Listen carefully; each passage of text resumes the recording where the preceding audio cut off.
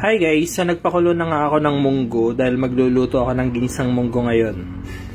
At hiniwa ko na nga yung gulay, pechay sa katalong lang yung ilalagay kong gulay, pati yung sibuyas, kamatis, at bawang.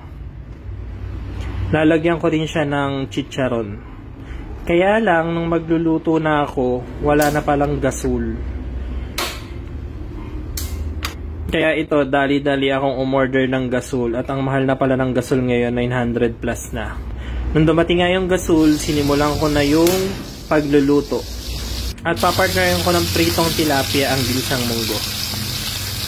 So ito na, maggigisa na tayo ng sibuyas, bawang at kamatis.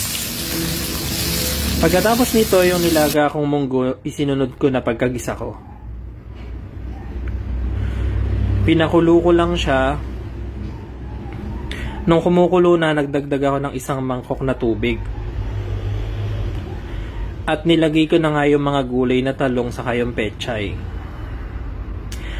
Mas masarap sana to kung dahon ng ampalaya, kaya lang wala kasi ako nabili dito. Pakukuloyin ko lang ulit siya. Nung kumulo na, naglagay na ako ng chicken cubes. Tapos dinagdag ko na yung chicharon. At nasama pa nga yung papel ng chicharon. So ayan guys.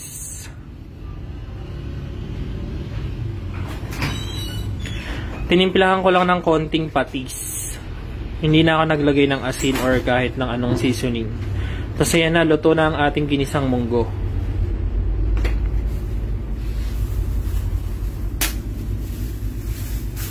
Perfect talaga tong ginisang munggo sa pritong isda o kaya mga pork chop or kung ano yung trip nyo. Tara na guys, let's eat!